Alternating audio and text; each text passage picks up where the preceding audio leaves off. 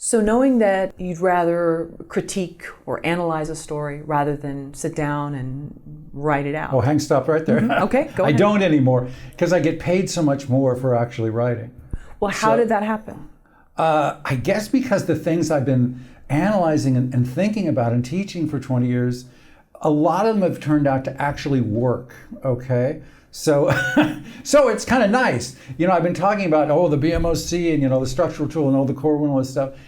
But what it turns out is that these things actually do help. And even though it's helped other writers, and I've been told that for a long time, it's great and a relief that they actually work. So what I find as a writer, as opposed to a teacher, is these tools work, but so it's a relief to have them.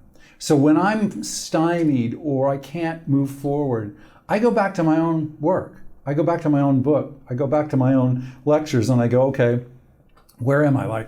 I'm working on a mini series now about Jack Johnson, who was the first African-American heavyweight boxing champion of the US.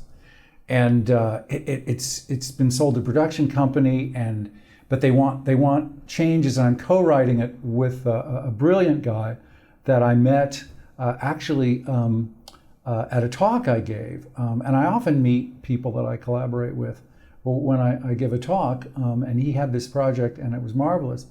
But one of the things I talk about is the superhero model, because superheroes are big now, right? Whether they're serious, like some of the serious stories, or if they're comic, like in Deadpool 2, we can talk about that too. But the superhero is huge now. And so the superhero model involves a very particular tool we can talk about at some point. I don't know if I want to go into it now, but what I decided was, because several people had taken a pass at Jack Johnson, and I think someone actually is making a movie of him now, very big.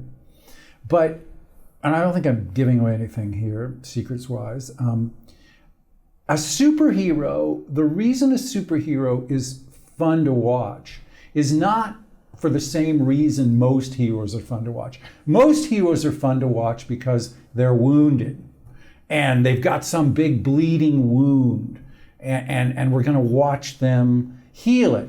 We're going to watch, that's the story. Superheroes, no. Superheroes are not wounded. They're superheroes. Often, the old-fashioned superhero. In 300, Zack Snyder's 300, Leonidas, he doesn't have a wound. It's like, oh, my mommy hurt me and I got to figure out how to do that. No.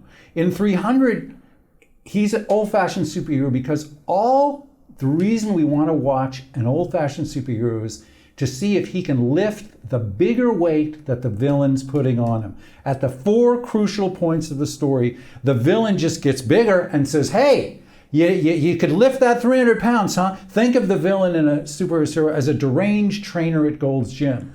And he says, all right, so you're going to lift 300 pounds. All right, oh, you did that. Okay, so at the 30-page point, you lifted the 300 pounds. Okay, 60-page point, we're going to put 900 pounds on there. Can you lift that?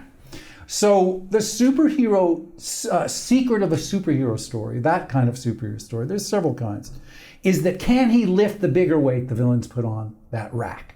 That's it.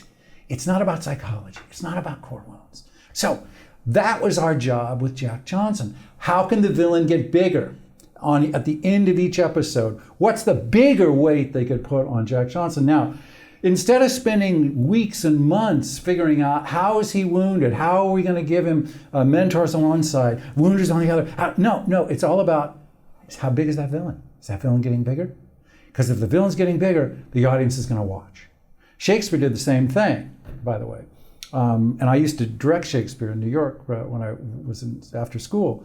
And Shakespeare had wrestling matches in which the villain just got bigger and bigger. So, in other words, long story short, not anymore, but I really can use my tools to solve story problems that I'm getting paid to solve. So when they work, I'm so excited, I'm so ecstatic. It means all the 20 years I've spent doing this is actually paying off for me.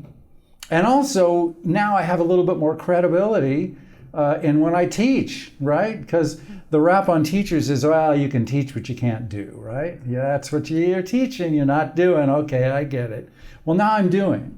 So I can say, okay, well, yeah, but these tools actually do work. So shut up. Shut up. I did it. Nah, nah, nah.